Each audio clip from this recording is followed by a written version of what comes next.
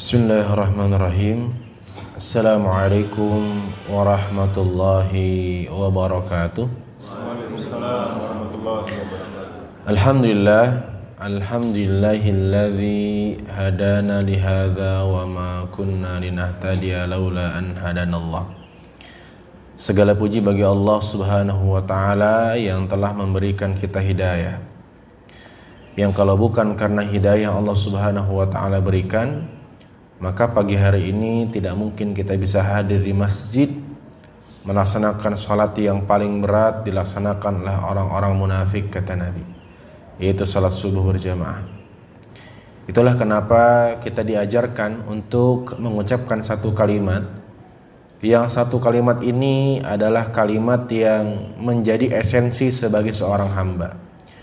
Kalimat yang kita ucapkan setiap menjawab kumandang azan dari muadzin. Sebagaimana kita fahami dan mungkin sudah dipraktekkan setiap saat, ketika muadzin mengucapkan azan atau mengumandangkan azan, kita disunahkan menjawab. Betul jemaah? Ketika muadzin mengucapkan Allahu Akbar, kita menjawab Allahu Akbar, Allahu Akbar. Semua jawaban kita sama dengan yang dikumandangkan oleh muadzin, kecuali ketika muadzin mengucapkan hayya 'alas shalah, hayya 'alal falah, kita menjawab la haula wala quwwata illa billah. Apa pelajarannya? Supaya kita menyadari kalaupun kita bisa memenuhi panggilan Allah untuk salat, kalaupun kita bisa menang dalam kehidupan, maka jangan lupa ucapkan kalimat la haula wala quwwata illa billah, yang artinya tidak ada kekuatan, daya, upaya kecuali datangnya atas pertolongan Allah. Hal ini diucapkan supaya kita tidak seperti iblis. Disebutkan dalam kitab tafsir, iblis sebelum pembangkangannya kepada Allah atas perintah sujud kepada Adam, dulunya ahli ibadah. Bahkan disebutkan dalam tafsir At-Tabari, 80.000 tahun iblis beribadah kepada Allah tanpa pernah bermaksiat. Datang perintah Allah ketika Allah Subhanahu wa taala menciptakan Adam sebagai khalifah di muka bumi. Allah Subhanahu wa taala ciptakan sendiri dengan tangannya. Lantas ketika Adam sudah tercipta, Allah perintahkan iblis sujud. Usjudu li Adam fasajadu illa iblis. Semua malaikat diperintahkan sujud kepada Adam untuk penghormatan atas makhluk baru yang Allah ciptakan. Semua malaikat sujud kecuali iblis. Semenjak itulah iblis dilaknat oleh Allah Subhanahu wa taala dan semua ibadahnya hancur lebur, sia-sia di hadapan Allah, dan itu terjadi karena aba wastakbar, sombong dan angkuh.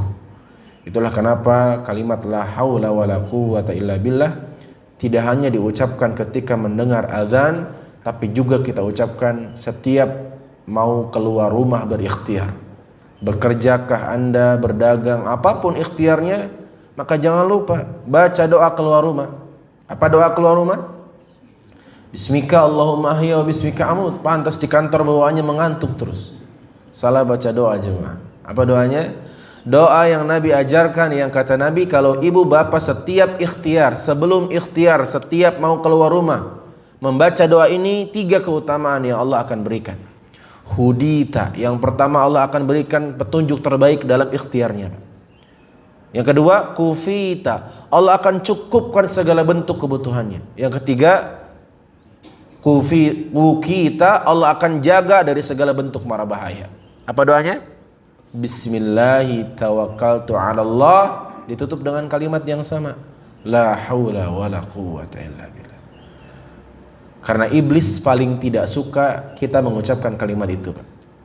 Karena iblis berharap, iblis menggoda manusia, langkah pertamanya dibuat malas, Pak. Dibuat malas. Iblis tidak pernah menggoda manusia untuk tidak beribadah. Iblis menggoda manusia untuk menunda ibadah.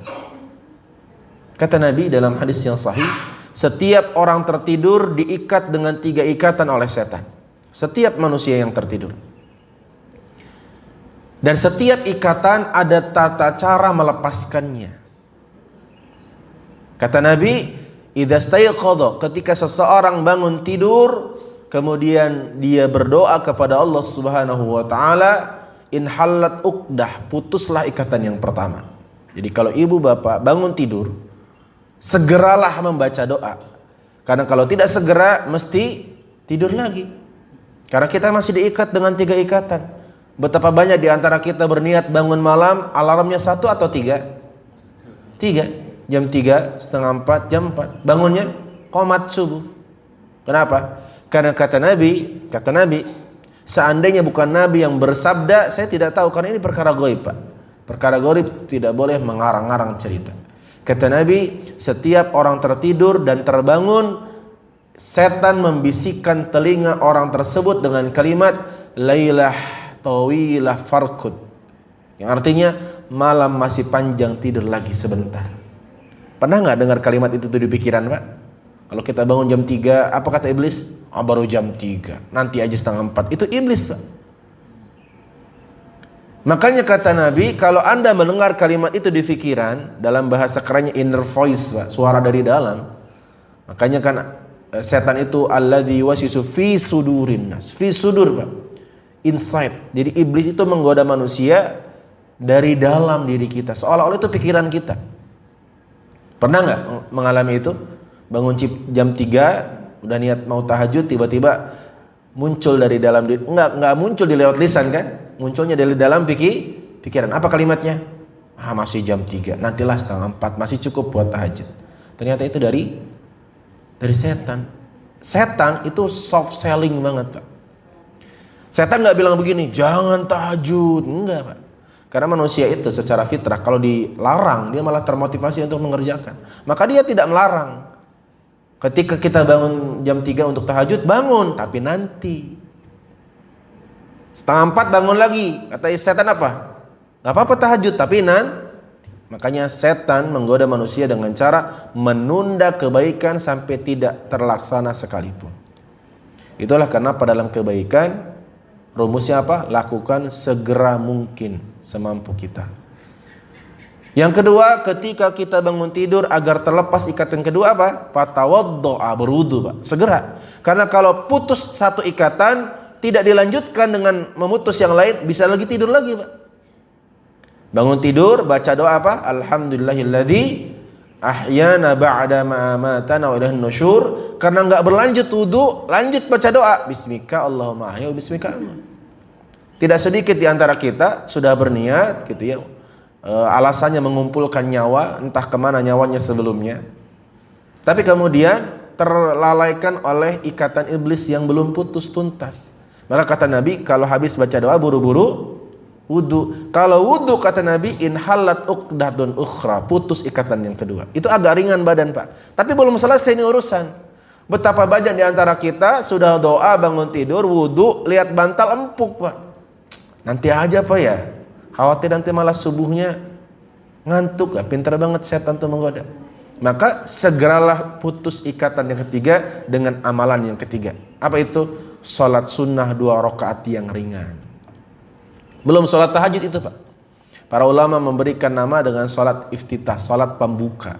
Salat yang digunakan atau dikerjakan untuk mengembalikan kesadaran secara penuh sebelum tahajud.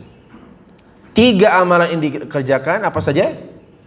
Doa, wudu, salat sunnah 2 rakaat, terputuslah semua ikatan, kita pun bisa melaksanakan semua niat baik.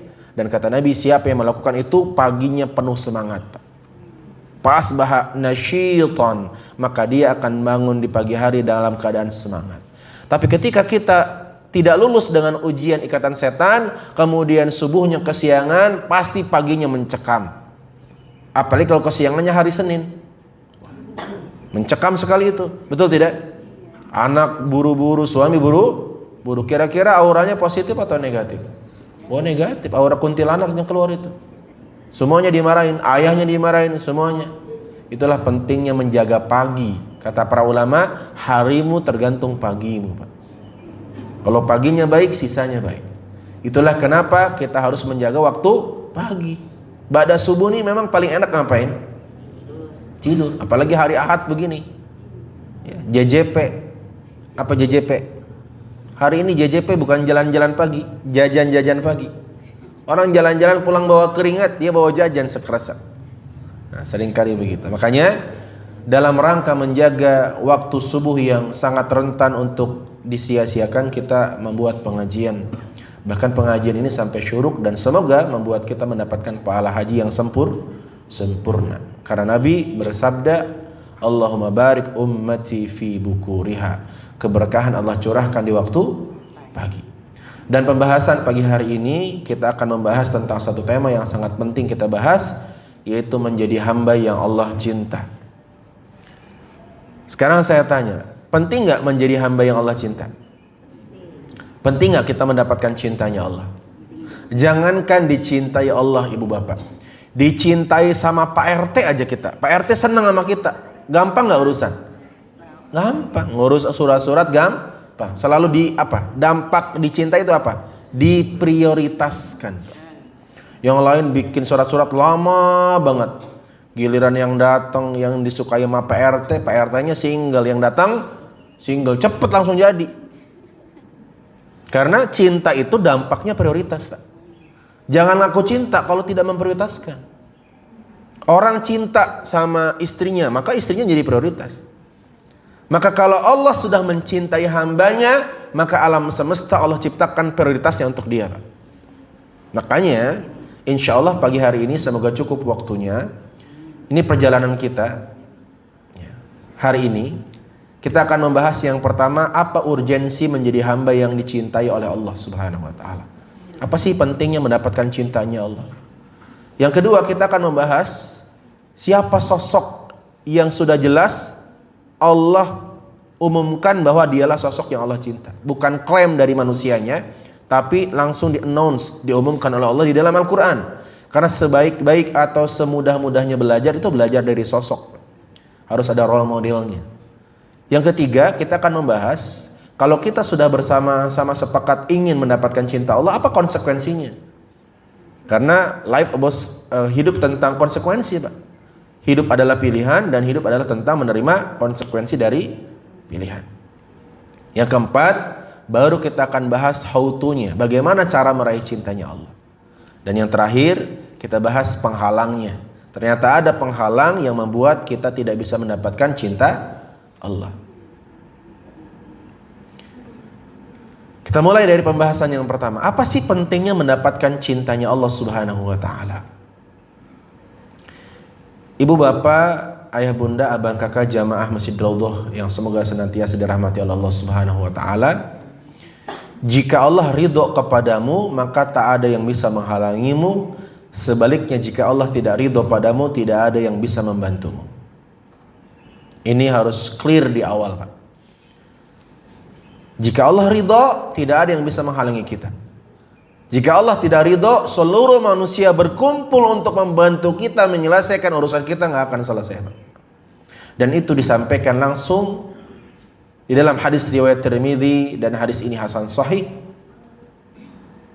Ketahuilah bahwa seandainya seluruh umat berkumpul untuk memberi suatu manfaat kepadamu, maka mereka tidak akan dapat memberikan manfaat kepadamu kecuali dengan sesuatu yang Allah tetapkan untukmu.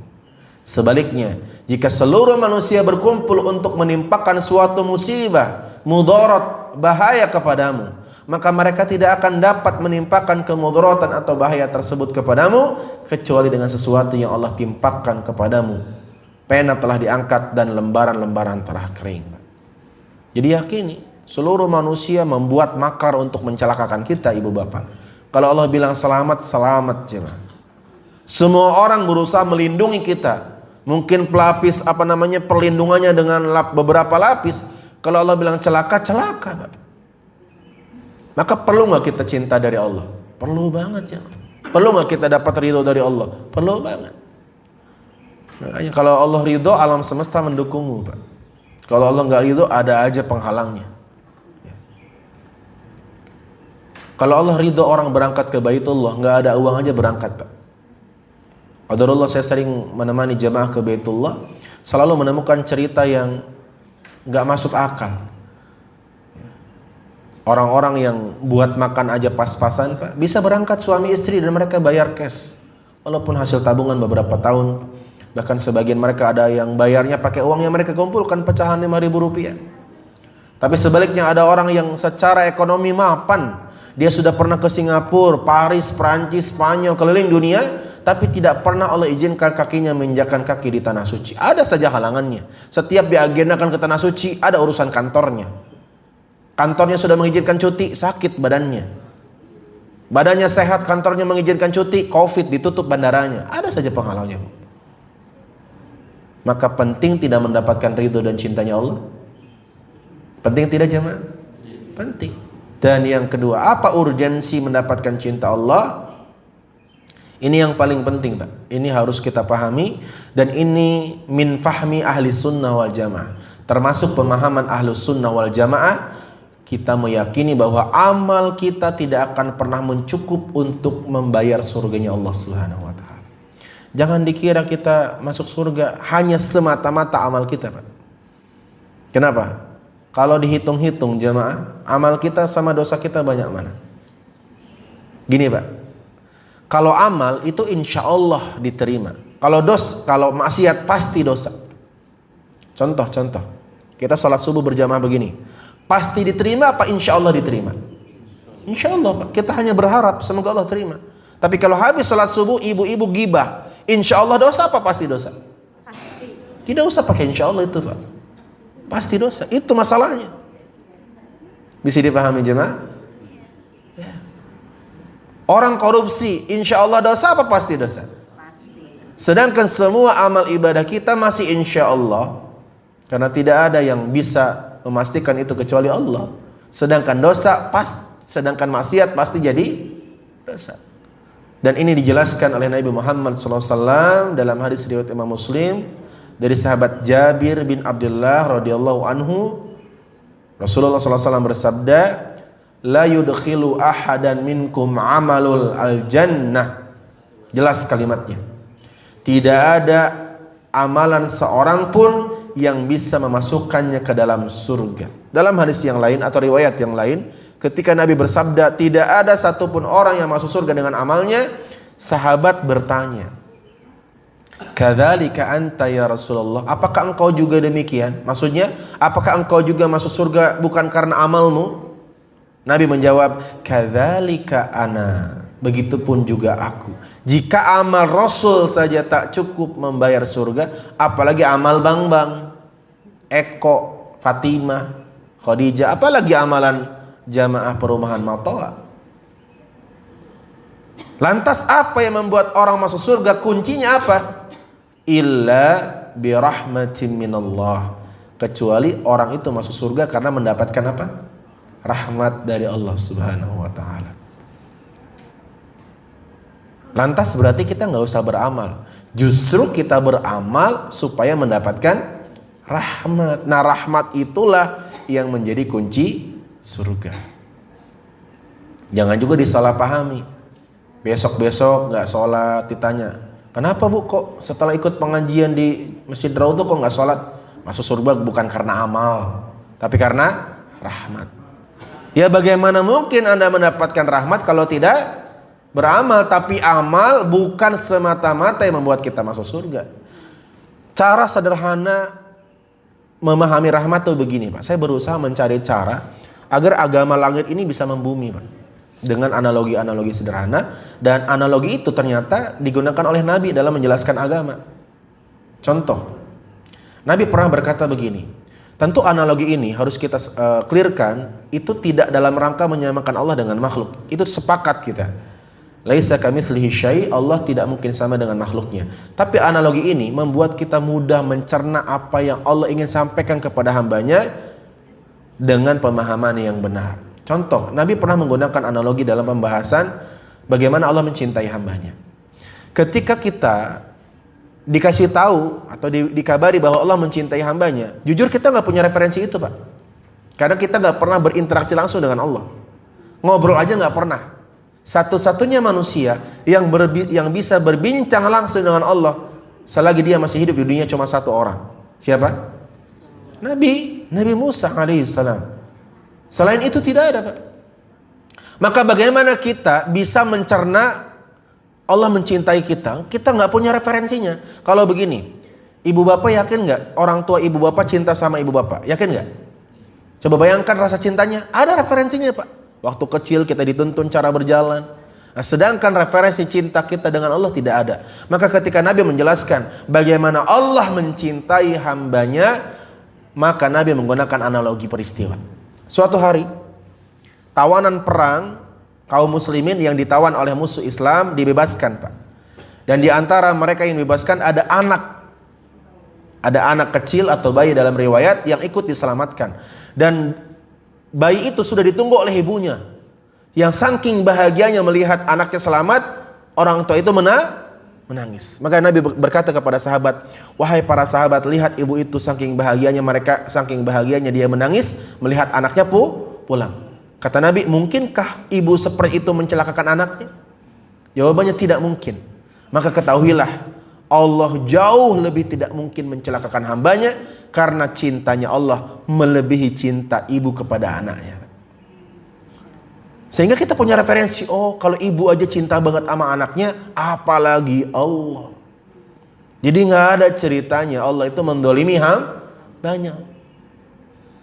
Ibu cinta sama anak, berarti cintanya Allah kayak apa ya? Ibu rela bertaruh nyawa melahirkan anak, apalagi Allah. Makanya kalau saya boleh analogikan, rahmat tuh begini. Ibu-ibu, ada yang sayang sama anaknya Bu?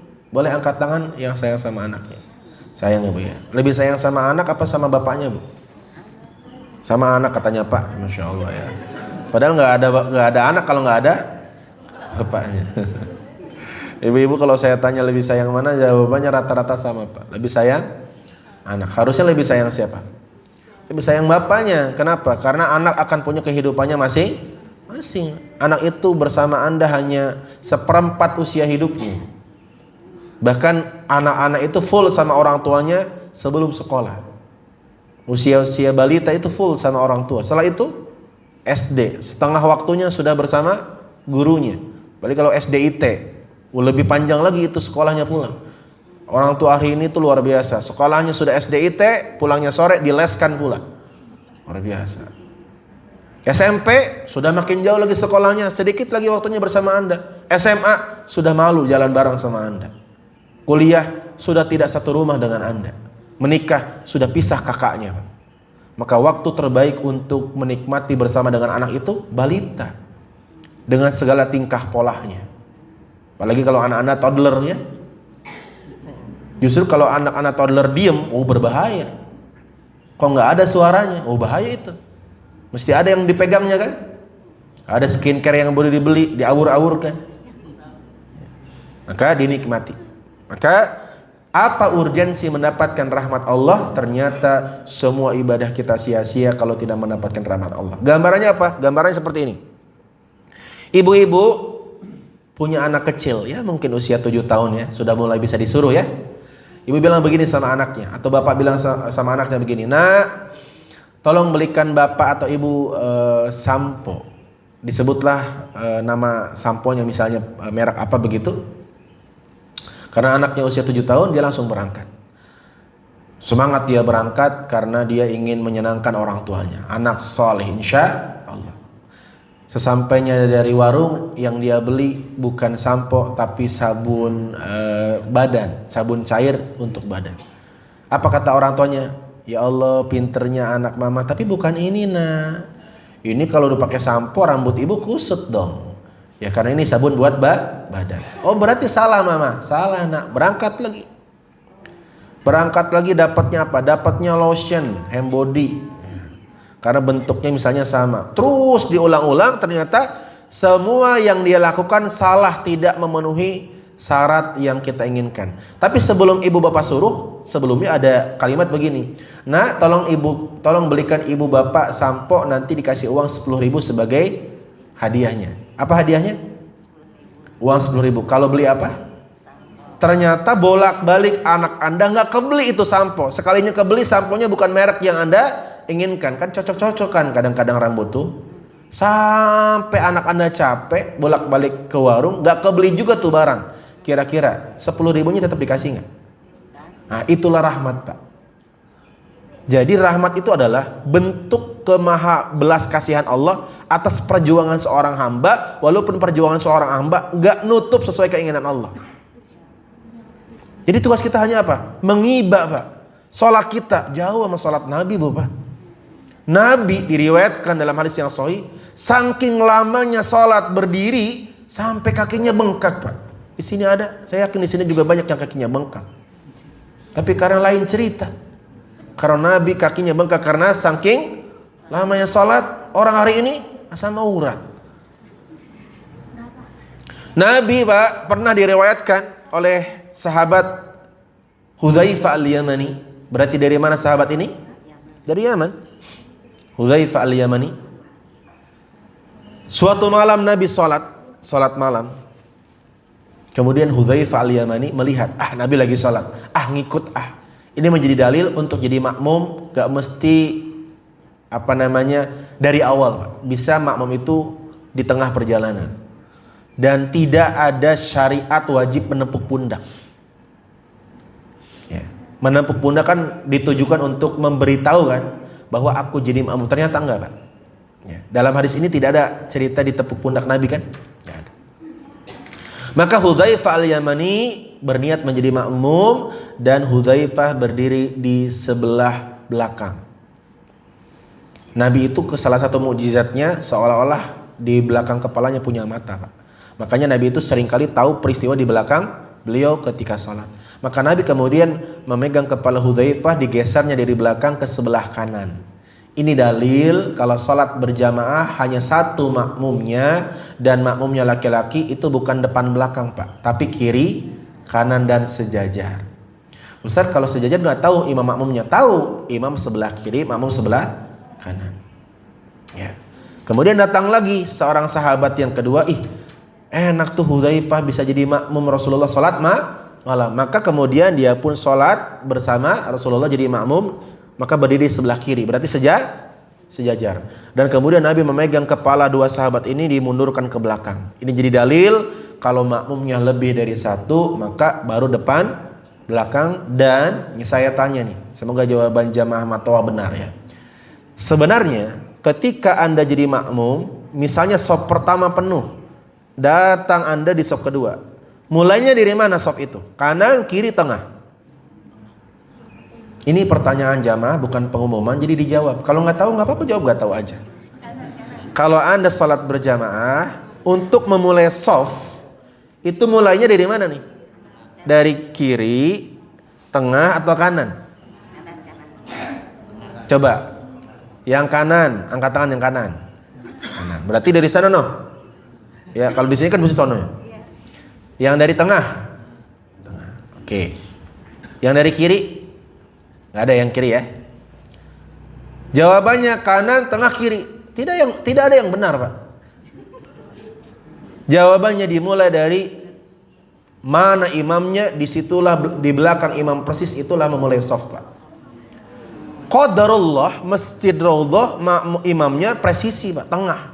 Maka betul jawabannya di tengah, tapi belum tentu, Pak. Ada sebagian masjid yang imamnya nggak di tengah. Maka kalau Anda memulai sholat, lihat imamnya. Maka luruskan dengan imam, disitulah shaf dimulai. Kemudian lanjutnya kemana? Lanjutnya baru ke kanan, ke kiri, ke kanan, ke kiri, ke kanan, ke kiri, begitu seterusnya. Bisa dipahami? Ya, berarti kalau Anda shaf satu penuh, shaf kedua di mana mulai? Lihat imamnya. Kalau imamnya sebelah sini, sini. Mungkin tidak terlalu tengah ini kalau saya lihat kan. Agak condong ke kiri ini. Makanya bukan kanan, tengah atau kiri, tapi memulai sholat itu dari belakang imam. Baru setelah itu kanannya imam, kirinya imam, seterusnya begitu. Karena ada sebagian masjid yang shaf laki perempuannya tuh bukan depan belakang, tapi kanan kiri. Berarti posisi imam tuh sebelah kiri kan. Maka memulai shafnya ya jadi kiri. Makanya bukan kanan, tengah atau kiri, tapi memulai shaf itu dari belakang imam. Samakan tuh, diluruskan. Setelah itu baru ke kanan, ke kiri. Kata Nabi, sebaik-baik shaf sebelah kanan.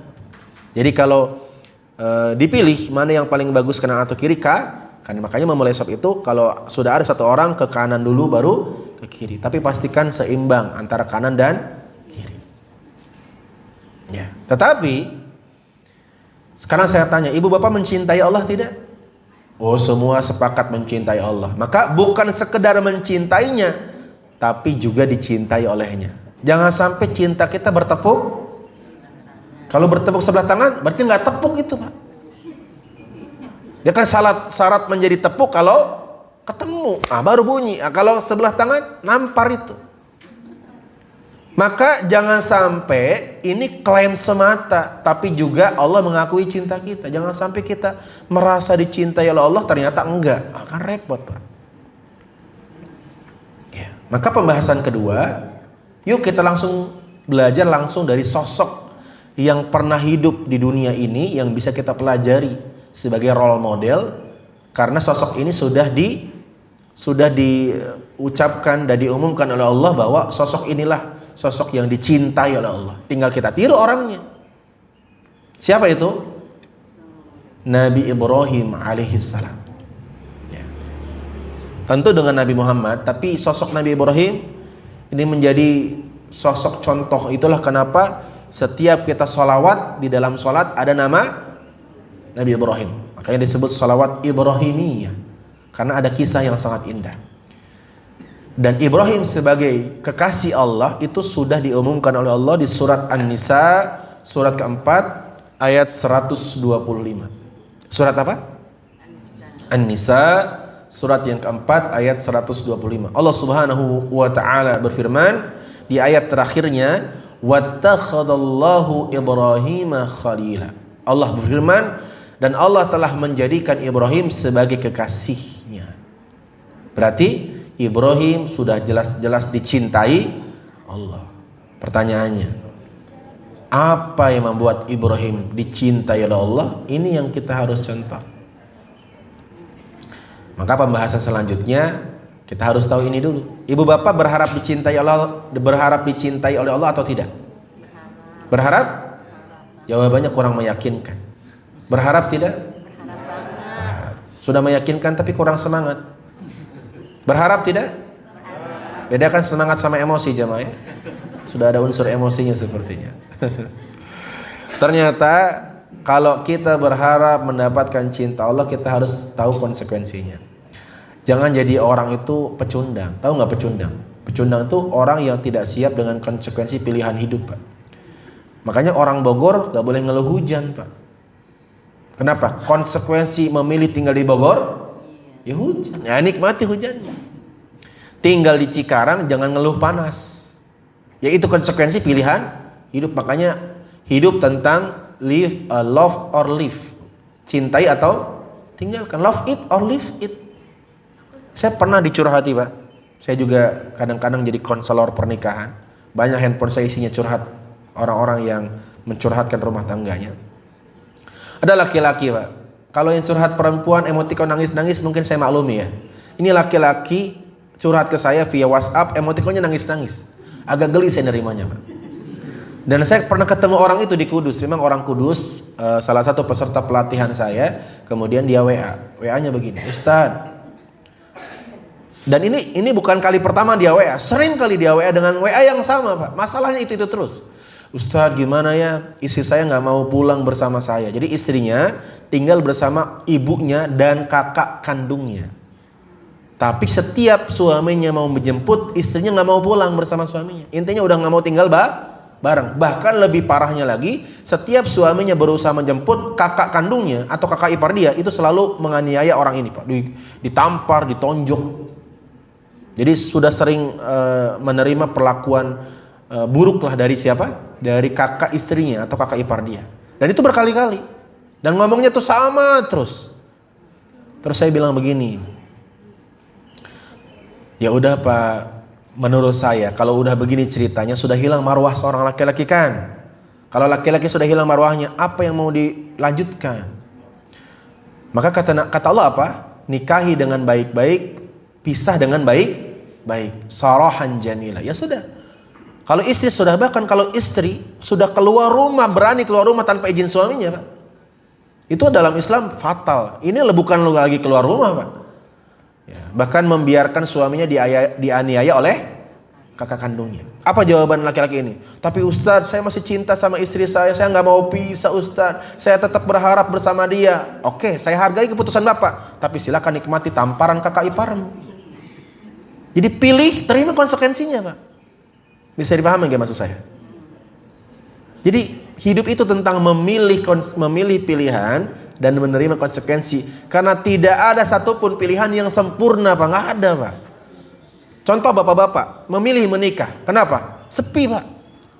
Jangankan bapak-bapak yang tinggal di Matoa, Nabi Adam Allah ciptakan di surga. Gelisah Nabi Adam sebelum datangnya Hawa, gulang-guling tidurnya. Mungkin bahasa orang hari ini insomnia, Pak.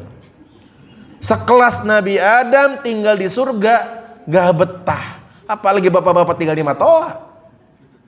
Maka laki-laki itu sangat butuh dengan pasangan, Pak. Beda sama perempuan. Makanya jarang ada duda yang bertahan lama. Sedikit, kalaupun ada sedikit saja. Itu minoritas, Pak. Minoritas. Tapi kalau mohon maaf, single mom, perempuan bertahan lama sampai meninggal tidak menikah banyak? Banyak. Karena kebutuhan perempuan terhadap laki-laki tidak sebesar kebutuhan laki-laki terhadap perempuan. Ya, Nabi Adam terbukti sudah enak di surga. Surga itu, Pak, fasilitasnya lengkap. Tetap tidak betah karena kurang siapa?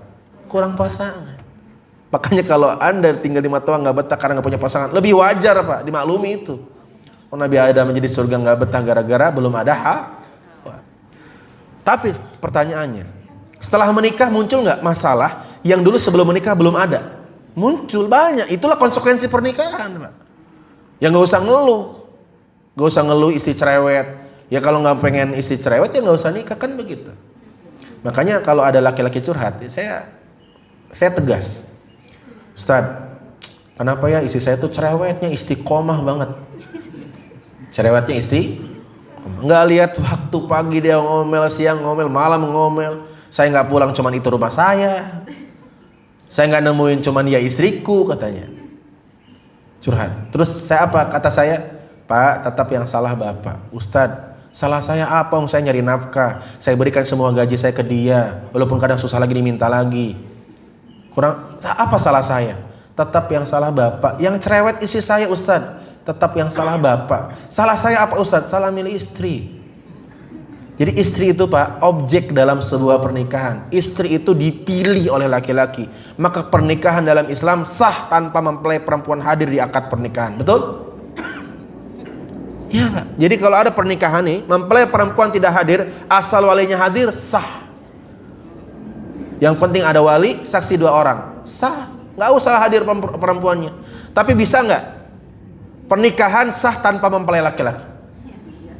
Nggak bisa. Perempuan bisa diwakilkan oleh wali, betul tidak? Tapi kalau ada di antara jamaah Masjid Raudhah, laki-laki mau menikah, saya wakilkan, boleh tidak? Boleh, tapi itu jadi istri saya. Makanya pernikahan itu tentang seorang laki-laki yang memilih perempuan jadi pendamping hidupnya.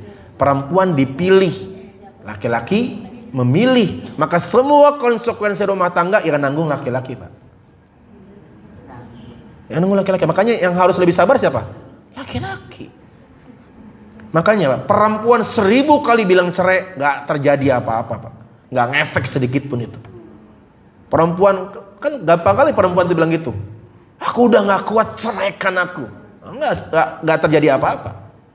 Tapi sekali laki-laki bilang cerai, selesai urusan, Pak. Makanya cerai diberikan oleh Allah di mulutnya laki-laki, bukan di mulut perempuan. Kalau itu cerai ditaruh di mulut perempuan, sudah banyak itu yang 1 hari pernikahan cerai, Pak. Karena begitu gampangnya perempuan mengatakan apa? Ceraikan aku. Walaupun faktanya, Pak, faktanya di Indonesia itu kasus cerai itu sedikit, Pak. Kalau tidak percaya silakan Anda datang ke pengadilan agama. Mayoritas kasus itu bukan cerai, tapi khulu namanya, Pak. Gugat cerai. Jadi mayoritas kasus perceraian di di pengadilan agama itu mayoritas bukan cerai, bukan talak, tapi khulu. Khulu itu apa? Seorang perempuan yang meminta diceraikan. Kalau dalam bahasa Indonesianya gugat cerai, Pak. Jadi mayoritas itu. Jadi lebih banyak perempuan yang meminta. Karena apa? Apalagi memang betul ya. Perempuan kalau sudah punya nafkah sendiri, Pak, itu potensi egonya makin tinggi, Pak. Makanya betul ada kalimat begini, laki-laki kalau banyak uangnya tidak cukup satu perempuan. Perempuan kalau banyak uangnya satu laki-laki pun dia tidak butuhkan. Gitu katanya, Pak. Itulah kenapa dalam Islam yang mencari nafkah laki-laki. Karena Allah tahu kalau sudah perempuan punya uang sendiri bahaya, Pak. Dia dikasih uang saja berani marah-marah. Betul tidak? Coba. Kalau menurut akal itu sebenarnya nggak make sense itu, Pak. Dia makan dari kita, belanja dari kita, berani marah-marah sama kita, Pak. Apalagi dia punya uang sendiri. Makanya, Pak, semakin banyaknya wanita, saya bukan berarti anti wanita karir ya. Semakin banyaknya wanita yang berkarir, potensi gugat cerai semakin meningkat. Itu fakta, Pak. Makanya saya sering sampaikan, wanita karir harus lebih solehah dibanding wanita ibu rumah tangga, Pak. Wanita karir harus lebih tinggi imannya dibanding wanita biasa. Karena potensi godaan setan lebih tinggi kepada wanita karir. Jadi silakan yang mau berkarir, berarti iman Anda harus lebih tinggi dibanding wanita biasa. Karena potensi ego Anda merasa lebih tinggi, apalagi kalau istrinya lebih banyak penghasilannya dibanding suaminya. Wah, lebih ngeri lagi. Saya pernah punya jamaah, suaminya polisi biasa, istrinya perwira, Pak. Itu kan susah sekali mengkondisikan hati di rumah kan. Istrinya Kapolres, suaminya belum jadi kasat, bahkan masih polisi biasa. Itu kalau di rumah ya harus tetap bertukar, laki-lakinya perwira, tapi tetap gak bisa kan. Kalau di rumah siap, laki-lakinya yang siap. Itulah kenapa wanita karir, barangkali di sini ada wanita yang bekerja, Anda harus lebih sering ngaji, Pak, Bu.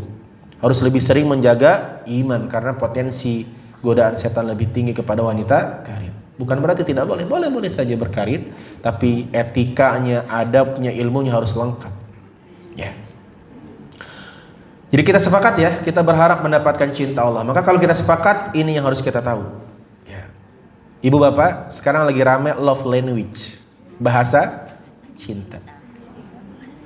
Love language manusia itu katanya ada 5, Pak. Ada namanya love language-nya itu suka dipuji. Jadi verbal gitu. Biasanya ciri-ciri perempuan yang love language-nya kata-kata itu biasanya sering nanya ke suaminya begini, ayah tuh cinta nggak sih sama mama? Itu tipe-tipe istri yang love language-nya itu kata-kata romantis. Apa jawaban suaminya? Kalau nggak cinta ngapain aku nyari nafkah buat kamu? Karena rata-rata bentuk cintanya laki-laki itu tanggung jawab, Pak, bukan kata-kata. Makanya laki-laki itu mahkotanya tanggung jawab. Kalau laki-laki sudah tidak bertanggung jawab, sudah hilang marwahnya, Pak. Perempuan mahkotanya taat. Kalau perempuan sudah tidak taat, hilang marwahnya. Iya, Pak. Ada lagi yang love language-nya hadiah. Jadi dia paling senang kalau suaminya pulang bawa teng-tengan, apapun teng-tengannya. Coba pelajari, Pak. Bahasa cintanya istri Anda tuh apa? Ada lagi yang bahasa cintanya dilayani. Mau keluar dibukain pintunya, mau keluar dari mobil dibukain pintunya. Ada cerita nih yang sangat inspiratif, semoga bapak-bapak mencontohnya ya. Ini cerita kisah nyata, diceritakan oleh seorang rektor ketika prosesi wisuda. Rektor ini bercerita betapa dia kagum kepada seorang dosen yang suaminya tuh luar biasa banget romantisnya. Dosennya sudah umur 50 tahun, masih romantis kan, keren ya. Apa bentuk romantisnya? Jadi setiap pagi, ini dosen perempuan, itu selalu kalau berangkat ngajar diantarkan oleh suaminya, dan selalu suaminya tuh turun duluan dan membukakan pintu untuk istrinya keluar. Selalu begitu, always, setiap hari. Dan itu dilihat oleh rektornya. Akhirnya kemudian rektornya itu penasaran, apa sih rahasianya di usia yang sudah tidak muda masih seromantis itu. Nanyalah ke dosennya, ke istrinya, Bu, apa sih rahasianya kok suami ibu masih bisa seromantis itu, tidak membiarkan ibu keluar kecuali dia membukakan pintu? Semenjak kapan suami ibu begitu? Dijawab, semenjak pintu mobilnya rusak. Jadi memang tidak bisa dibuka dari dalam. Terkadang romantis itu by accident, Pak. Jadi, singkat cerita, yang kadang-kadang kemudian membuat hidup kita tidak bahagia adalah kita menyamakan cara Allah mencintai manusia dengan cara manusia mencintai manusia yang lain. Beda, Bapak. Allah dijelaskan dalam hadis riwayat At-Tabrani, love language-nya Allah tuh beda. Kata Nabi, "Idza ahabballahu qauman ibtalahum." Allah itu kalau cinta sama orang, Allah uji hidupnya. Dikasih masalah bertubi-tubi. Begitu bentuk cintanya Allah. Memang agak beda, Pak. Contoh, siapa yang manusia yang paling dicintai Allah? Para nabi. Apa ada nabi yang hidupnya lurus-lurus saja, Pak? Ceritakan nabi siapa, Pak? Nabi Muhammad, nabi kita. Dari lahir sudah yatim. Agak besar sedikit yatim piatu. Diurus oleh kakeknya Abdul Muthalib. Cinta kakeknya sama cucunya, meninggal kakeknya. Berpindah diurus oleh Abu Thalib. Sangat cinta Abu Thalib kepada Nabi Muhammad. Bahkan Nabi Muhammad lebih diutamakan dibanding anak kandungnya, yaitu Ali. Makanya kalau saya tanya, Ali itu siapanya Nabi Muhammad? Ali? Jadi gini, Ali punya bapak namanya Abu Thalib. Nabi Muhammad punya bapak namanya Abdullah. Nah, Abu Thalib itu adiknya Abdullah. Sama-sama anaknya Abdul Muthalib. Berarti Ali siapanya Rasulullah? Saya ulangi ya. Ali itu punya bapak, makanya Ali bin Abi punya bapak namanya Abu Thalib. Nah, Nabi Muhammad punya bapak. Siapa bapaknya Nabi Muhammad?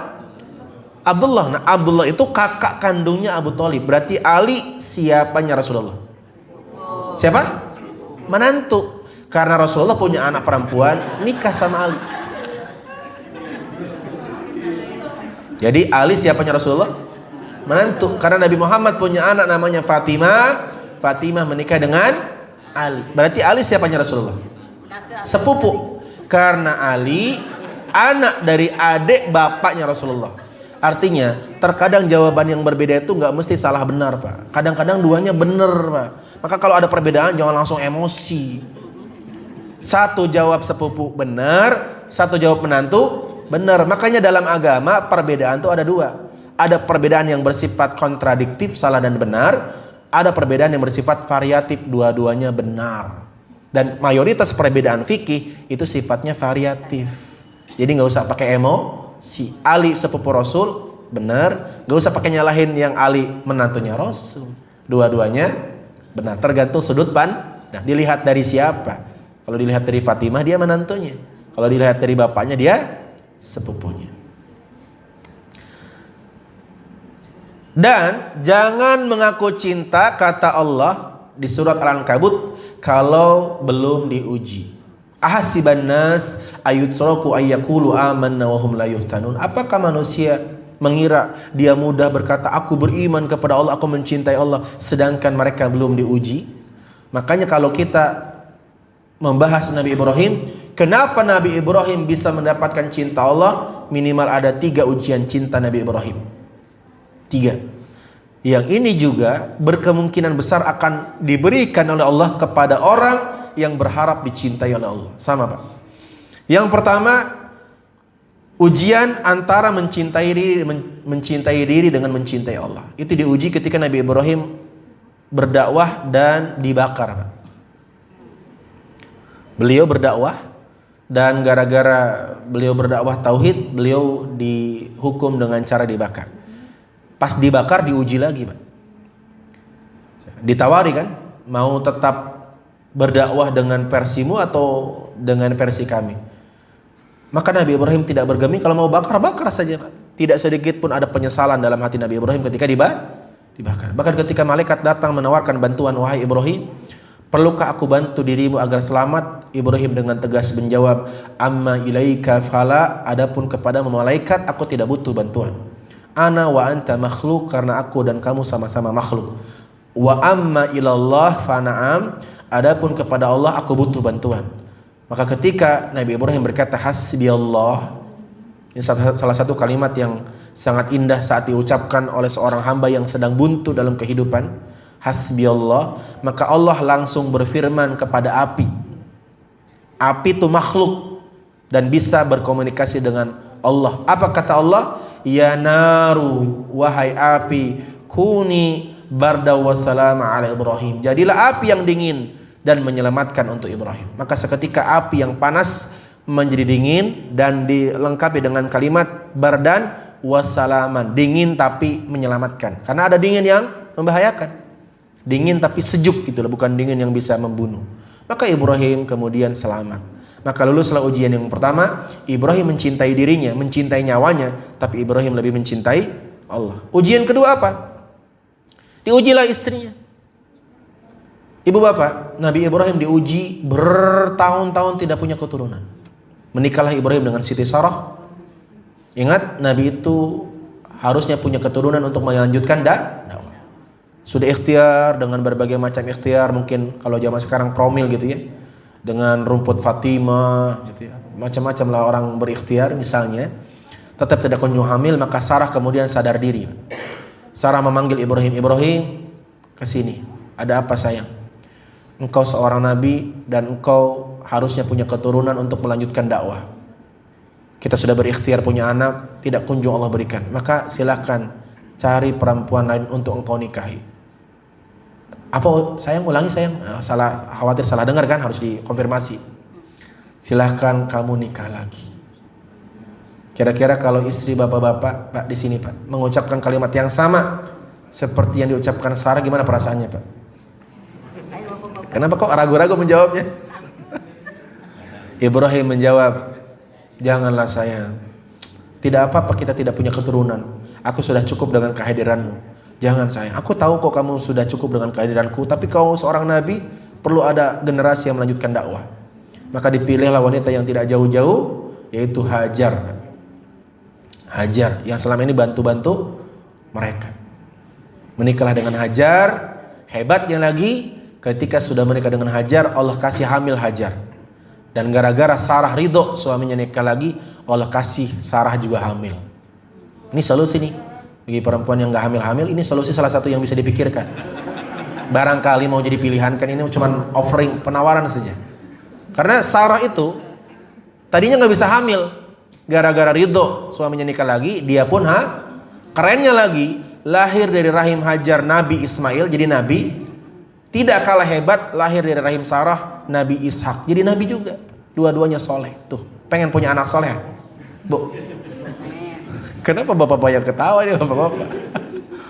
Ya. Jadi Ibrahim menikah dengan Hajar. Kemudian ketika Ibrahim lagi cinta-cintanya sama Hajar, tidak bisa dipungkiri Pak, cintanya Ibrahim lebih besar kepada Hajar. Karena Hajar itu bukan dari kalangan ningrat Pak. Jadi hidupnya sederhana, ya, gak banyak mintanya. Jadi senang banget Ibrahim. Ketika Ibrahim lagi cinta-cintanya kepada Hajar, datang perintah Allah. Suruh apa? Suruh membawa Hajar ke gurun pasir tak bertuan dan ditinggalkan. Coba. Tetapi Ibrahim melaksanakan perintah Allah? Ya, Ibrahim tetap melaksanakan perintah Allah. Walaupun Ibrahim cinta banget sama istrinya. Lulus ujian yang kedua. Ujian yang ketiga, anaknya Hajar, Ismail, itu anak yang sangat taat, nurut, pokoknya luar biasa lah. Datang perintah Allah yang ketiga, Allah abadikan di surat As-Saffat. Ibrahim bermimpi, dari mimpinya Allah memerintahkan Ibrahim untuk menyembelih Ismail. Ada juga pelajaran yang penting dari kisah Ibrahim dan Ismail ketika dapat wahyu untuk menyembelih anaknya. Apa? Ibrahim ketika mendapatkan wahyu untuk menyembelih anaknya tidak langsung disembelih, tapi apa Bu? Dikomunikasikan dulu dengan anak. Betul tidak? Padahal tidak mungkin tidak dikerjakan kan? Itu pasti dikerjakan. Maka komunikasi dengan anak bukan untuk menentukan pilihan, tapi untuk memberikan eksistensi kepada anak bahwa dia tuh ada. Pilihan tetap di kita. Ibrahim tetap melaksanakan perintah Allah, tapi dia ngobrol dulu sama anaknya. Dia berkata apa? Wahai anakku, inni ara fil manam, aku tadi malam bermimpi, anni adzbahuka fangdur madza tara. Allah perintahkan aku menyembelihmu, apa pendapatmu? Karena memang buah jatuh tidak jauh dari pohonnya. Ismail yang soleh menjawab dengan jawaban yang sangat indah. Ya abatif al-matu'mar satajiduni insyaallah minas sabirin. Lakukan apapun yang Allah perintahkan kepadamu, insyaallah aku termasuk orang-orang yang sabar. Itu kalau Ismail. Coba kalau anak kita begitu, Pak. Bapak-bapak bermimpi, Pak. Terus cerita, nak, bapak tadi malam bermimpi, nak. Dapat wahyu dari Allah untuk menyembelihmu, nak. Apa pendapatmu? Bapak aja. Enak aja. Aku masih muda, masih panjang masa depanku. Begitu generasi sekarang, Pak. Generasi sekarang tuh gak ada loyalitas, Pak. Betul tidak? Dan loyalitas itu terbangun karena eksistensinya ada. Nah, kebanyakan anak tidak loyal kepada keluarganya karena orang tuanya sering gak nganggep anaknya. Kalau anaknya nimbrung, sana anak kecil tahu apa. Sehingga mereka lebih senang di luar, karena di luar mereka eksis. Keberadaannya diakui. Makanya salah satu ajaran Nabi adalah menghargai keberadaan anak dengan dikasih amanah. Per usia 7 tahun, anak kita harus punya amanah, Pak. Di rumah, contoh sederhana. Kalau ibu bapak sudah punya anak 7 tahun, kasih dia amanah. Contoh, kakak SMP bagiannya air. Pokoknya kalau air habis kakak lapor. Tugasnya bukan beli, lapor. Berarti kalau air habis gak dibeli, itu tanggung jawabnya kakak. Adek yang usia 7 tahun beras. Pokoknya kalau stok beras habis, adek harus lapor. Berarti dia punya apa?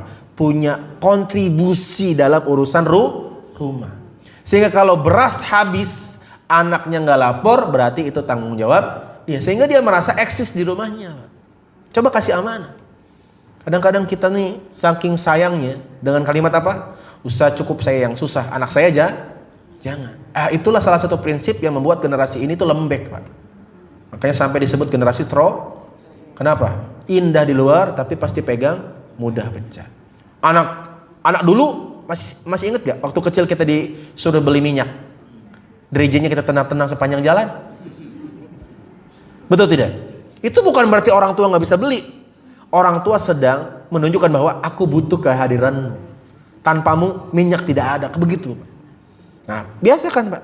Tentu disesuaikan dengan kemampuan. Jangan juga suruh belanja bulanan. Minimal untuk reminder aja. Pokoknya kamu, nak, bagian kamu air. Kan kadang air habis tanpa kita sadari kan? Nah, itu bagiannya kakak. Satu aja, Pak Aman. Minimal dia merasa, oh, kehadiranku dibutuhkan di rumah ini. Makanya jujur kadang-kadang anak lebih betah tinggal di luar. Kenapa? Di luar mereka eksis. Makanya loyalitas itu terbangun karena eksistensinya diakui. Ya. Langsung saja ya, langsung ke how-to-nya. Waktu kita terbatas. 5, silahkan nanti diperdalam di rumah. 5 jalan yang Allah semuanya jelaskan di dalam Al-Quran detail. 5 jalan meraih cintanya Allah. Ada 5. Boleh pilih salah satu, syukur-syukur 5-5-nya ada. Yang pertama, jadilah orang yang muhsinin. Apa? Ya. Apa itu muhsinin? Kalau kita merujuk surat Ali Imran ayat ke-134, muhsinin adalah orang yang berbuat baik di kondisi apapun. Contoh realnya apa? Infak di kala sempit maupun lapang. Jadi muhsinin itu beda sama Hasan. Kalau Hasan baik, Pak. Baiknya kalau kondisi mendukung berbuat baik, itu Hasan bahasa Arabnya. Kalau muhsin selalu berbuat baik walaupun kondisinya tidak mendukung untuk berbuat baik. Contoh, kita baru gajian uang banyak sedekah. Maklum gak? Lumrah, wajar. Itu dalam bahasa Arab namanya orang Hasan, orang baik. Tapi kalau gak punya duit, lagi banyak kebutuhan, tetap sedekah, itu namanya muhsin.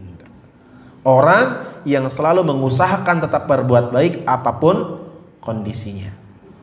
Makanya kalau kita merujuk ke Ali Imran 133-nya, ciri-ciri muhsin itu 3. Infak di kala sempit maupun lapang, menahan marah, dan memaafkan orang. Yang kedua, Ustaz, jadi muhsinin berat. Kenapa? Sedekah pas gajian aja berat, apalagi pas gak punya duit. Oke, yang kedua barangkali. Siapa itu? Sobirin. Siapa? Sobirin. Makanya kalau pengen punya suami sabar, nikah sama suami yang namanya belum tentu, Pak. Banyak juga yang namanya sobirin tapi gak sabar. Ya. Apa itu sobirin? Sobir atau as-sobru dalam bahasa Arab artinya menahan, Pak. Kalau menahan berarti ada potensi apa? Dorongan. Makanya salah kalau seorang istri berkata, Ustadz, saya sih bisa sabar, tergantung suaminya. Ya kalau suaminya baik, apa yang disabarin, Bu? Justru sabar itu adalah sesuatu yang kita lakukan ketika ada potensi tidak baik. Maka sabar hanya muncul ketika kenyataan jauh dari harapan. Maka sabar adalah tetap bertakwa walaupun sedang duka, walaupun sedang terluka.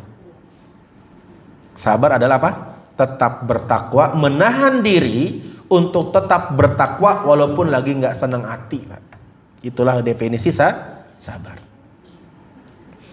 Ibu marah tapi tetap bisa senyum, berarti ibu sabar. Kenapa? Menahan diri untuk tidak cemberut dan tetap tersenyum, karena senyum adalah perintah Allah. Berat Ustaz jadi orang sabar. Kadang-kadang kita nyuruh orang sabar tapi kitanya nggak sabar. Contoh, kita lagi nyuci, anak kita datang, "Mah, minta uang dong buat beli es krim." "Nanti ya nak, nanggung ini bentar lagi nyuci selesai." "Mah, minta uang." "Ya nanti nak, ini bentar lagi selesai." "Mah, minta uang." Sabar. Dia nyuruh sabar tapi dia nggak sabar. Kadang-kadang lucu ya, kita nyuruh anak kita sabar tapi kita nggak sabar. Bahkan kadang-kadang baca ayat sambil ngamuk, "Sabar, innallaha ma'as sabirin." Dia masih bisa nyebutin ayat tapi dia sendiri tidak mengamalkan ayat itu ya. Ustadz, berat jadi orang sabar. Oke, pilihan ketiga, mutawakkilin. Siapa itu? Orang yang menenangkan hatinya dengan menyerahkan seluruh hasil ikhtiarnya hanya kepada Allah. Makanya kunci tenang adalah yakin dengan hasil itu datangnya dari Allah dan Allah memberikan yang terbaik. Itulah kenapa kalau pengen kerja tenang, baca doa apa tadi? Bismillahi tawakal. Jadi tawakal itu sebelum nyampe kerja, Pak. Tawakal itu apa sih artinya? Menenangkan batin bahwa tidak semua urusan dalam kendali kita dan apa-apa yang di luar kendali pasrahkan kepada Allah. Kan di dalam kehidupan kita tuh ada dua. Ada yang under control, ada yang dalam kendali kita. Dan ada yang di luar kendali kita. Nah, manusia beriman itu mengerjakan dan memaksimalkan apa yang dalam kendali dan memasrahkan apa yang di luar kendali. Jadi tawakal tuh bukan menyerahkan semuanya. Bapak nggak kerja, tawakal Bu, rezeki dari Allah. Nggak gitu konsep tawakal. Tawakal adalah menyerahkan apa-apa yang di luar kendali. Pakai safety belt itu dalam kendali kita apa di luar kendali? Dalam kendali. Maka tawakal pakai. Masalah setelah ditabrak dari belakang, itu di dalam kendali apa di luar kendali? Nah, itu yang kita tawakalkan. Buka toko, dalam kendali apa di luar kendali? Buka toko. Kerjain Pak, wajib itu. Tapi siapa yang beli? Itu yang diserahkan. Jadi tawakal itu apa? Menyerahkan apa-apa yang di luar kendali kita. Bapak-bapak, istri dalam kendali Anda apa di luar kendali? Istri, tingkah laku istri, perilaku istri dalam kendali suami apa di luar kendali? Di luar. Maka tugas bapak menasehati, mendoakan. Tugas bapak ABCD kalau boleh saya singkat. Apa tuh ABCD? Ajari, beritahu, contohkan, doakan. Hasilnya istri berubah atau tidak itu di luar kendali. Apa tugas suami? ABCD apa ABCD? Ajari, beritahu itu apa? Kasih tahu apa sih dampak positif kalau mengamalkan apa yang kita tahu. Yang ketiga, contohkan. Yang keempat, doakan. Masalah istri berubah atau tidak di luar kendali. Makanya istri di luar kendali suami. Tapi suami dalam kendali? Nah, enggak juga. Enggak juga Bu. Enggak juga. Kalau begitu enggak ada cerita Asia dengan Fir'aun, betul tidak? Asia solehah, suaminya enggak. Tetap suami juga di luar kendali. Maka tugas istri kepada suami sama ABCD. Ajari, beritahu, contohkan, doakan. Perubahannya serahkan kepada Allah. Karena kita nggak bisa memberikan hidayah kepada manusia. Maka itulah orang yang mutawakkilin, orang yang tenang batinnya. Yang keempat, Ustaz, mutawakkilin juga berat Ustaz. Saya tuh orangnya perfeksionis Ustaz. Kalau berikhtiar tuh to Z-nya tuh jelas, detail banget tuh. Kayaknya saya nggak bisa deh. Oke, kalau nggak bisa yang keempat pilihannya. Apa itu? Muqsitin. Dan semua ayat ini tuh sama bentuknya. Wallahu yuhibbul muhsinin, wallahu yuhibbus sabirin, wallahu yuhibbul mutawakkilin, wallahu yuhibbul muqsitin. Siapa itu muqsitin? Orang yang tetap bersikap benar walaupun kepada orang yang dia benci. Jadi muqsitin itu adil. Tapi adil di sini maksudnya tetap bersikap adil walaupun objeknya orang yang kita benci. Itulah muqsitin. Contoh. Ibu-ibu seorang dokter, datang pasien mantan suaminya yang dolim. Kalau ibu kasih resep yang benar, ibu berarti muqsitin. Tapi kalau dikasih resep plus sianida, Nah, itu berarti tidak muqsitin. Paham muqsitin? Orang yang tetap bersikap benar walaupun kepada orang yang dia benci. Makanya kata Quran, janganlah kalian berbuat dolim kepada orang yang kalian benci. Kebencianmu jangan sampai membuat kamu tidak bersikap adil. Makanya ibu bapak kemarin pas zaman pilpres kan banyak orang nggak adil tuh. Pokoknya kalau pilihan dia semuanya baik. Gak boleh juga begitu pak. Kalau bukan pilihan dia semua buruk. Kita harus fair. Walaupun dia musuh kita, kalau ada kebaikannya kita sebut itu kebaikan. Walaupun orang yang kita dukung, kalau ada kesalahan kita sebut kesalahannya. Itulah definisi muqsitin. Itu juga berat Ustaz. Kita kalau udah cinta, kacamata kita hanya melihat kebaikan. Betul tidak?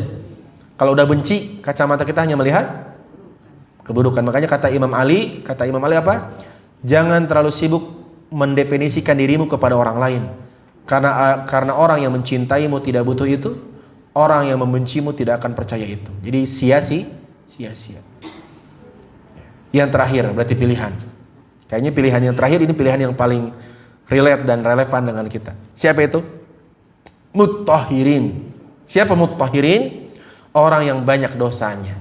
Syarat jadi muttahirin harus punya banyak dosa. Memenuhi syarat? Memenuhi syarat. Cocok ini kayaknya Pak. Jadi syarat muttahirin itu syaratnya punya banyak dosa. Lantas diapain? Dibersihkan dosa-dosanya dengan taubatan nasuha. Maka muttahirin adalah orang-orang yang meneteskan air matanya di hadapan Allah, menyesali dosa-dosanya di masa lalu dan berniat memperbaiki diri. Itulah generasi muttahirin. Makanya ada satu ungkapan sebagai penutup kajian kita, jika kalian tidak bisa berlomba-lomba dengan orang soleh dengan ibadahnya, berlomba-lombalah dengan para pelaku maksiat dengan taubat kita. Yang penting taubatannya taubatan nasuha. Dan inilah 5 jalan meraih cintanya Allah. Dan singkat saja penghalangnya ada 2 supaya materi kita tuntas. Saya tidak mau ada hutang, khawatir usia tak sampai ya, karena meninggal itu tidak mengenal usia ya. Iya, bisa jadi ibu-ibu duluan baru saya bisa, atau dibalik saya terakhiran ibu-ibu duluan juga bisa, atau saya duluan ibu-ibu lebih dulu juga bisa. Daripada saya punya hutang, tuntaskan. Apa yang menyebabkan orang sulit mencintai Allah? Bu, orang kalau meninggal itu kan diistilahkan pulang ke rahmatullah, betul? Orang tuh kalau pulang harusnya senang nggak? Orang kalau pulang harusnya senang nggak? Senang. Contoh. Dulu zaman sekolah waktu SD khususnya, harusnya pulang siang, kita pulang pagi karena gurunya mau rapat. Terus gurunya bilang, anak-anak boleh pulang. Senang. Lebaran. Pagi-pagi buta kita udah preparing, nyiapin mobil, ditanya sama tetangga, mau kemana bu? Pagi-pagi udah prepare, nyiapin segala perlengkapan, mau pulang kampung. Bawaannya senang. Sekarang ibu bapak meninggal, pulang ke rahmatullah, bawaannya ya, ragu-ragu jawabnya ya, ragu-ragu, mau senang takut besok gitu ya. Harusnya senang Pak, karena sama-sama pulang. Kita ini di dunia merantau kata Nabi. Antum abir fissabil, antum tuh perantau saja. Maka orang yang merantau harus ingat pulang. Apa yang menyebabkan orang tidak senang pulang? 2. 1, dia terlalu cinta tempat perantauan Pak. 2, belum banyak bekalnya. Makanya 2 sebab kita sulit mendapatkan cinta Allah itu ini. Kata Nabi, terlalu mencintai dunia dan benci pulang. Dan semoga kita termasuk hamba-hamba yang mendapatkan cintanya Allah Subhanahu wa taala. Dan ini barangkali yang bisa disampaikan, semoga bermanfaat. Karena sudah waktu syuruk, semoga Allah Subhanahu wa taala tetap istiqomahkan kita memperbaiki diri. Dan sebagai penutup, satu hal yang saya ingin sampaikan sebagai pengingat, kita ngaji untuk memperbaiki diri, bukan untuk menuntut orang lain lebih baik lagi. Ya, saya ulangi, ibu-ibu khususnya ya, karena ada tren yang sangat tidak baik Pak. Trennya apa? Semakin banyak ibu-ibu sering ngaji, semakin dia melihat suaminya buruk Pak. Ya, kenapa? Karena ekspektasi mereka meningkat. Kan rata-rata ikut pengajian kan ibu-ibu ya. Dulu sebelum ibu-ibu ngaji, lihat suaminya sholat 5 waktu sudah bersyukur. Setelah ngaji, lihat suaminya belum ba'diyah, menderita. Astagfirullahaladzim, orang kok gak ba'diyah gitu Pak. Paham maksud saya? Hati-hati Bu. Ini trennya sudah mulai saya rasakan. Karena banyak yang curhat. Semakin ngaji kok curhatannya jelek-jelek terus tentang suami. Karena apa? Semakin orang ngaji kan semakin banyak tahu. Akhirnya ekspektasinya meningkat. Yang dulu cuma sekedar lihat suami sholat wajib sudah bahagia, sekarang harus sholat tahajud. Maka harus digaris bawahi, kita ngaji untuk memperbaiki diri, bukan untuk menuntut siapapun lebih baik lagi, termasuk pasangan. Ini biar ngaji kita bermanfaat, gitu ya. Sampai ada, mohon maaf Pak, sampai ada istri dilarang ikut pengajian oleh suaminya. Ada ibu-ibu curhat, Ustadz, gimana nih suami saya kayak Fir'aun. Maksudnya, masa saya ngaji gak boleh? Gitu. Suami disebut kayak Fir'aun, Bu. Saya bilang begini, Bu, coba jangan buru-buru menyalahkan suami. Suami itu, Bu, makhluk yang paling logik. Kalau dia merasakan manfaat dari aktivitas ibu, gak mungkin dia melarang. Dia melarang karena dia merasakan pengajian yang ibu ikuti tidak ada manfaatnya untuk dirinya. Artinya, harusnya pengajian yang diikuti oleh seorang perempuan yang pertama kali merasakan manfaatnya suami, Bu. Artinya pengajian ibu-ibu harus merubah akhlak dan budi pekerti Anda kepada suami Anda. Coba sekarang kalau Anda mulai dilarang ikut pengajian, setiap malam pijitin suami. 15 menit aja, gak usah lama-lama. Pijitin setiap malam, setiap mau tidur. Kan nanti suami nanya kan, Mah, tumben nih Mah, udah 7 hari terakhir ini Mama kok mijitin ayah tanpa disuruh. Dulu disuruh aja susah banget, sekarang kok gak disuruh mijitin. Ya, seperti yang Ustadz Muslim sampaikan di Masjid Ar-Raudhah, bahwa ridho Allah ada ridho suami. Maka ibu lakuin ini, insya Allah suami gak mungkin melarang ibu-ibu ngaji di Masjid Ar-Raudhah, betul tidak? Yang ada, kapan pengajian lagi, berangkat sana. Kenapa? Karena mereka merasakan manfaat. Jadi mohon maaf nih ibu-ibu, semakin ibu-ibu sering ngaji, yang pertama kali harus merasakan manfaat suami. Kenapa? Ketika seorang sudah menikah, maka ridhonya Allah bukan di ibunya lagi, tapi di suami. Makanya ibu-ibu gak boleh mendatangi ibunya ibu-ibu, paham maksudnya? Tanpa izin suami. Karena sudah terjadi serah terima ketika akad pernikahan. Bahkan mohon maaf sebagai penutup nih, tenang Pak, saya dukung hari ini Pak. Karena banyak bapak-bapak yang terintimidasi wajah-wajahnya ini. Bahkan nih, sebagai penutup nih, bahkan Rasulullah mengalah kepada suami. Rasulullah mengalah kepada suami. Contohnya apa? Ibu-ibu, puasa Senin Kamis perintah siapa? Perintah Allah dan Rasulnya kan? Ibu boleh nggak puasa Senin Kamis tanpa ridho suami? Gak boleh. Artinya bahkan Rasul aja mengalah. Kamu jangan puasa mengikuti perintahku kalau suamimu melarangnya. Jadi nggak boleh seorang istri Pak berpuasa sunnah tanpa izin ke suaminya. Bahkan kalau ibu-ibu sudah niat puasa sunnah, kemudian siang hari suaminya ngajak makan, Mah makan yuk, Mama lagi puasa. Papa nggak enak kalau makannya nggak bareng, batalin, wajib dibatalkan. Kalau itu puasa sunnah. Begitu tingginya derajat suami. Setuju bapak-bapak? Semangat sekali bapak-bapak. Wajah-wajah terintimidasi semua. Maka gitu Pak. Jadi ciri-ciri wanita salihah adalah wanita yang muti'ah, qanitah, taat kepada suami mutlak selagi perintahnya tidak melanggar aturan Allah Subhanahu wa taala. Barakallahu fikum. Insyaallah pertemuan selanjutnya saya belain istri. Tenang, ada masanya. Harus seimbang insyaallah. Assalamualaikum warahmatullahi wabarakatuh. Boleh buka 1-2 pertanyaan? Boleh kalau ada waktu silakan. Bapak-bapak atau ibu-ibu ada yang penasaran mau nanya. Silakan kalau ada yang kurang jelas atau mau ditanyakan. Ada bapak-bapak ibu-ibu? Atau sudah jelas semua? Cukup sepertinya Pak.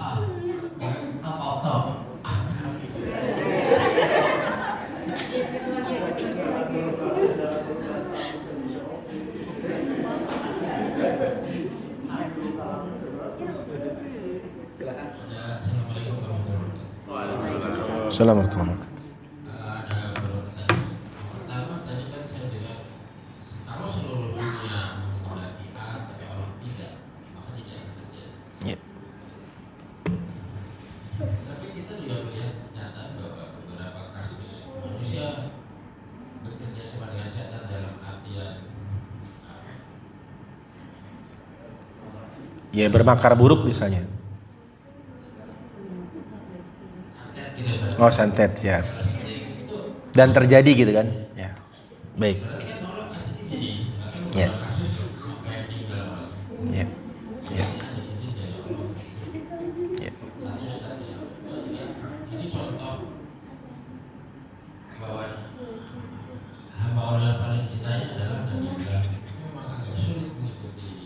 Nabi Ibrahim. Ya, apalagi yang dua pertama, yaitu menyembelih dan meninggalkan anak. Mungkin yang bisa kita ikuti mempunyai 200.000. Mungkin ini yang paling bisa diikuti. Saya dipelajari sama ibu-ibu. Iya. Siap.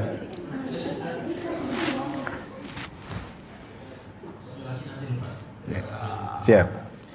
Saya jawab dua pertanyaan yang Masya Allah, pertanyaan bagus sekali. Yang pertama, tadi disebutkan bahwa tidak ada yang terjadi. Itu pun dijelaskan di surat At-Taghabun ayat 11 ya. Barangkali nanti ingin lebih jelas dalilnya, silakan nanti buka surat At-Taghabun ayat 11. Allah berfirman, "Wa ma asaba musibatin illa biidznillah." Tidak ada musibah, kejadian, peristiwa apapun baik atau buruk kecuali terjadi atas izin Allah. Tapi harus kita pahami, semua yang Allah izinkan belum tentu Allah ridhoi, Pak.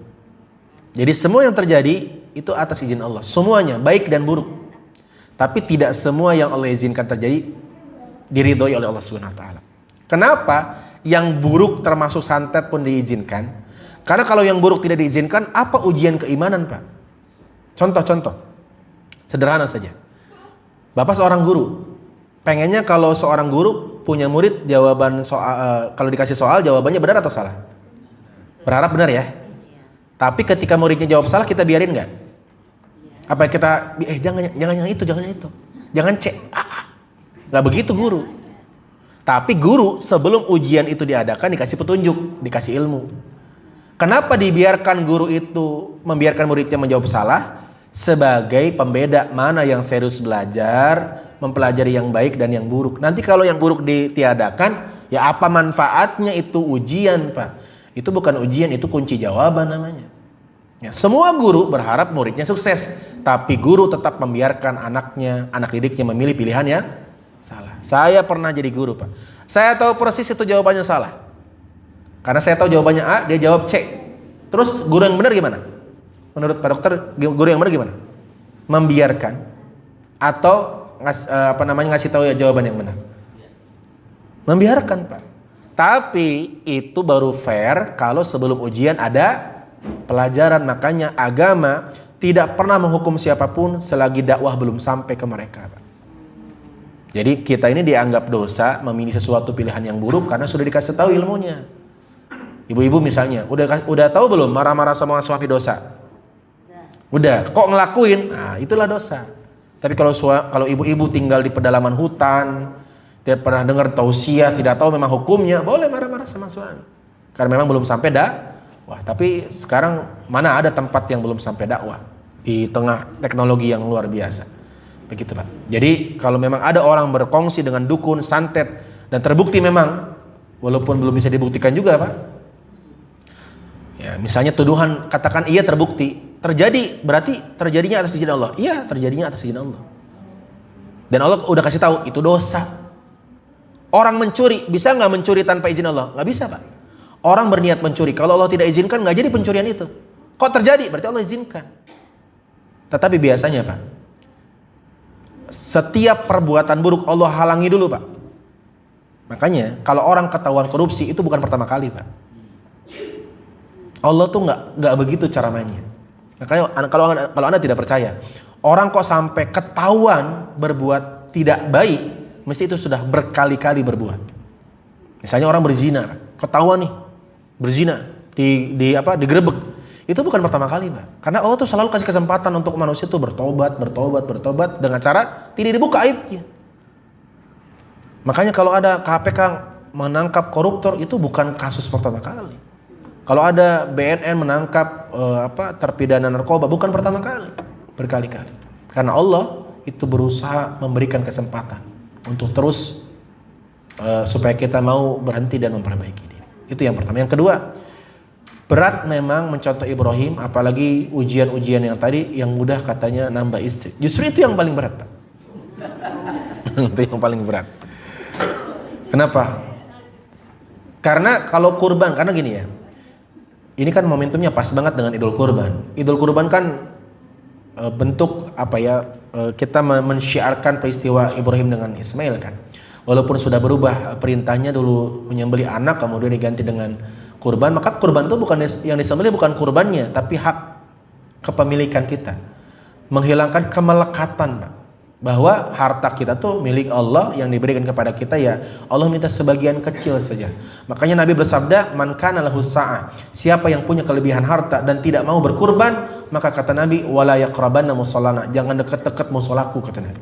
Nabi nggak mau dekat sama orang yang punya duit tapi nggak mau kurban. Pak, kurban nggak tahun ini? Enggak, udah pernah. Kurban tuh bukan udah pernah, Pak. Ini juga banyak yang salah paham. Kurban tuh bukan sekali seumur hidup seperti akikah, Pak. Kurban tuh syariatnya tahunan. Setiap datang bulan Dzulhijjah, Anda punya uangnya kurban, bukan sekali seumur hidup. Kalau akikah baru sekali seumur hidup. Ada pertanyaan lagi, Ustadz, kalau belum akikah boleh kurban? Boleh kurban, karena kurban sama akikah beda perkara. Ya. Apalagi kalau sudah besar, para ulama berbeda pendapat tentang akikah yang sudah besar. Katakanlah kita memilih pendapat ulama yang membolehkan akikah sudah besar. Ya akikah ya kurban. Maka kalau Ustadz uangnya cuma cukup buat beli satu hewan, pilih mana yang paling dekat dengan pelaksanaannya. Begitu. Jadi jangan sampai satu ibadah menghalangi ibadah yang lain. Syukur-syukur dua, satu akikah, satu kurban, selesai. Iya, kadang-kadang kita kalau urusan ibadah nggak punya duitnya. Kalau urusan dunia ada saja duitnya. Ya. Kadang-kadang, kenapa Pak nggak kurban, nggak punya duit? Itu motor 17 juta kebeli. Kurban cuma 3.500.000, Pak. Kalaupun duitnya nggak ada, silakan kurban di daerah pedalaman, Pak. Lebih murah harganya. Ya. Betul, 1,8 juta di Sulawesi sudah dapat kambing. Sapi, Pak, di Sulawesi 1,7 sudah dapat iuran sapi per 7 orang. Tapi sebaik-baiknya kurban yang kita lihat hewannya, Pak. Makanya sebaik-baik kurban di tempat tinggal kita. Karena sebaik-baiknya kurban kita yang ngurus. Kalau bisa kita yang nyembeli, kalau bisa. Nggak bisa, minimal kita pegang, kita iris-iris. Ya, jangan lepas mentang-mentang nyumbang gitu. Tolong nanti dikirimkan ya jam 12 pada zuhur, tolong kirimkan bagian saya. Nyentuh enggak, ngelihat enggak. Minimal kalau kita nggak berani nyembeli, pas penyembelihan kita datang menyaksikan. Minimal kita ikut ngiris. Karena kurban tuh ibadah kita, kan? Bukan ibadah orang lain. Dan orang yang ngurusin kurban dapat daging kurban bukan karena ngurusinnya, tapi karena memang dia berhak menerimanya. Makanya sebisa mungkin orang yang ngurusin kurban bukan sohibul kurban dibayar, Pak. Biar dia nggak punya motivasi mengambil daging kurban sebagai bayaran. Karena kalau dia ngambil daging kurban sebagai bayaran, berarti kurban Anda belum sempurna. Misal nih, ada orang nyembelih kurban dan gara-gara nyembelih dikasih kepala. Jadi upah dia nyembelih dikasih kepala, berarti kurban Anda tanpa kepala. Jangankan tanpa kepala, tanpa kuping aja nggak sah kurban. Makanya penyembelih itu dikasih uang. Terus kepalanya dipain? Kepalanya dibagi. Masalah Anda mau bagi ke tukang sembelih ya gak apa-apa, tapi bukan sebagai bayaran. Memang dapat aja gitu, Pak. Sama juga orang yang ngurus kurban nih, dapat daging boleh, tapi bukan sebagai bayaran. Memang dia dapat aja. Dan bagian dia sama dengan bagian yang lain. Tapi kalau begitu kan gak ada yang mau ngurusin kurban, makanya dibayar. Jangan sampai gara-gara gak mau menyisikan uang 100.000, uang 3,5 juta kita sia-sia, kan rugi. Makanya kalau bisa masjid itu menyediakan kurban plus biaya operasional. Katakan per orang 100.000 untuk apa? Untuk membiayai semua operasional. Kalau memang ada. Kalau tidak ada, masjid inisiatif. Masjid uang infaknya digunakan untuk operasional boleh? Boleh. Apalagi kalau yang kurban jamaah mas. Kan uang masjid itu untuk kita, dari kita, untuk kita. Begitu. Gitu ya, Pak Dokter. Tapi semoga Allah mudahkan rencana Pak Dokter. Gitu. Boleh. Sudah ingat ya?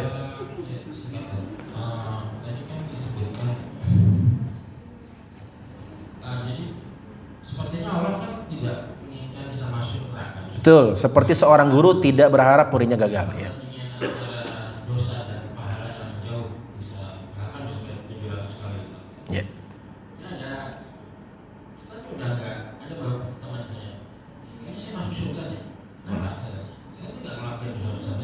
Betul.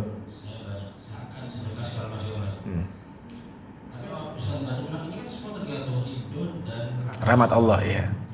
Bagaimana orang yang sudah melakukan segala macam itu? Punya tanda-tanda bahwa kan Allah sudah datang seperti kita lebih semangat gitu. Iya, baik. Pertanyaannya bagus ini ya. Jadi harusnya kita harus yakin bahwa amal kita lebih banyak dibanding dosa. Bagus ya? Itu bagus, Pak. Itu namanya husnudzon billah, berprasangka baik kepada Allah. Tapi kenapa kita harus ingat dosa dan kenapa saya bahas? Karena Kalau hanya itu yang kita ingat, nanti muncul satu penyakit hati namanya ujub, Pak. Dan itu sumber iblis melakukan itu, Pak. Karena kenapa iblis gak mau sujud kepada Adam? Gara-gara tadi, pemahaman tadi. Aku kan beribadah kepada Allah 80.000 tahun tanpa pernah maksiat. Jadi perasaan itu tuh harus diseimbangkan. Jadi ingat dosa sama ingat pahala tuh rem sama gas, Pak. Kalau orang ingat pahala terus, munculnya sombong. Kalau orang ingat dosa terus, munculnya putus asa. Dua-duanya jelek, Pak. Jadi dua-duanya harus diseimbangkan. Kalau Bapak merasa, kayaknya di sini orang paling soleh saya deh kayaknya deh. Kayaknya saya masuk surga, orang saya zakat, puasa. Berarti kalau itu yang muncul dan mulai rasa-rasanya berlebihan, mulai ingat dosa. Makanya ada satu perkataan indah banget. Sengaja Allah mentakdirkan Anda berbuat dosa untuk menghilangkan dampak-dampak kesombongan dari ibadah kita. Sehingga kita punya referensi, bahwa saya tuh gak sebaik itu karena saya pernah berbuat dosa. Jadi ingat dosa dan pahala tuh tergantung kondisi hati kita, Pak. Kalau kita ingat dosa terus juga bahaya. Kenapa Pak nggak ikut pengajian di Masjid Raudhah? Saya makhluk berdosa, Pak Ustaz. Kotor. Saya tahu siapa diri saya. Itu gak bagus. Berarti kalau orang begitu, yang dia ingat harus apa? Kebaikan dia, supaya naik levelnya. Tapi kalau ada orang kemudian merasa membusungkan dada karena amal ibadahnya, berarti yang dia ingat apa? Dosa. Jadi seperti kalau mulai terlalu cepat yang ngerem, kalau mulai terlalu lambat yang ngegas, Pak. Dan setiap orang beda-beda. Jadi tergantung nih kita perlu ingat yang mana. Makanya antara berharap dengan takut itu harus seimbang. Antara roja dengan khauf seimbang. Kita yakin masuk surga karena Allah Maha Pengasih, yes. Tapi kalau itu doang yang diingat, nanti jadi Anda makin rajin maksiat, Pak. Kalau itu doang yang diingat. Kenapa Ibu rajin gibah? Allah kan Maha Rahmat, Ustaz. Allah Maha mengampuni dosa kok, tenang aja. Habis gibah saya istighfar. Bahaya nggak? Bahaya. Ada juga kalau ingat dosa terus gak mau ibadah. Kenapa? Putus asa. Udah tanggung Ustaz sekalian. Makanya dua-duanya diseimbangkan, Pak. Jadi ketika Bapak merasa terlalu tinggi, merasa diri baik, maka ingat dosa. Ketika kita merasa putus asa dengan dosa-dosa, ingat kita pernah berbuat baik. Itu barangkali, dan waktunya sudah sangat siang. Semoga nanti ada yang bertanya lagi tadi, insya Allah di pertemuan yang akan datang. Dan semoga bermanfaat apa yang kita kaji. Assalamualaikum warahmatullahi wabarakatuh.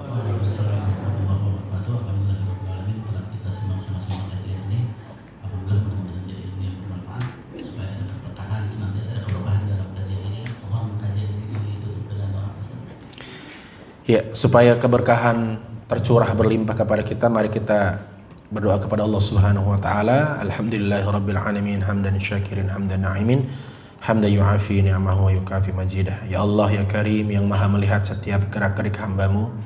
Engkau tahu siapa diri kami sesungguhnya, diri yang mungkin terlihat baik di hadapan banyak orang, tapi Engkau tahu segala aib dan dosa yang kami lakukan dan sembunyikan. Maka ampuni segala dosa yang kami sengaja maupun tidak sengaja, yang kami sadari maupun yang kami tidak sadari. Ampuni dosa istri kami, anak-anak kami, dan orang tua kami, ya Allah. Karena tidak ada yang mengampuni dosa kami kecuali Engkau. La yaghfiru dzunuba illa Anta. Ya Allah, terima segala amal baik kami walaupun mungkin sedikit, tapi Engkau Maha Rahmat. Cinta-Mu menutup segala dosa-dosa yang kami lakukan.